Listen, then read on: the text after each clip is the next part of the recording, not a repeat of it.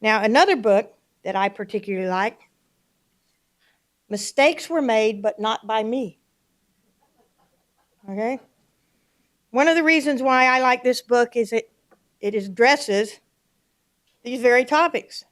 Why is it in human nature we can find everybody else's mistakes, but when I or my organization has clearly made a mistake, I have to work so hard to make sure you know it wasn't my fault? Okay? So the book talks about one of the problems is cognitive dissonance. Okay, I'm not a cognitive scientist, but I understand this concept. If I say something that you don't believe, or you heard it in a way that doesn't fit with what you believe, you have to resolve that issue.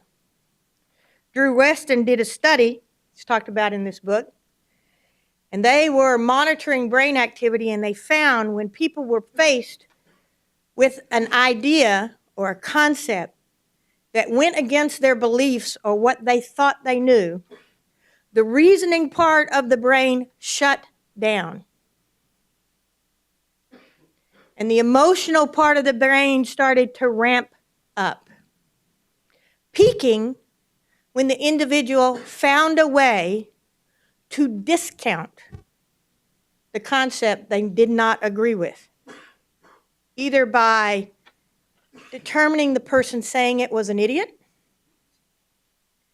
ignoring it, deciding it was just false, or explaining it away. For example, African Americans aren't attending Texas A&M because they're not smart enough.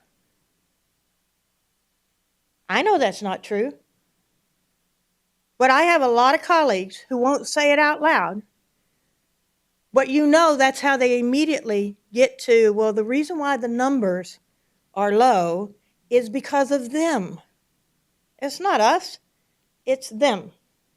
And as soon as they have an explanation, whether there's no evidence at all to substantiate it, or whether what they have to do is pull one example up of a student that wasn't ready, they don't pull up all the examples of the white kids that weren't ready, but they pull up that one example in their head and it explains away the dissonance of we've done something wrong because they're not here.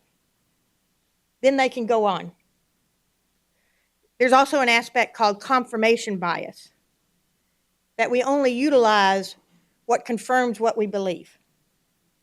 So if you are challenging my belief and you don't know it, and you think you're making an intellectual challenge, so you present some evidence, you did this program, it worked really well, you presented the data, voila. Why have they not adopted it? You did not address their beliefs. You just threw data out, and what did they do with confirmation bias? That data didn't fit their beliefs, so it's not filed.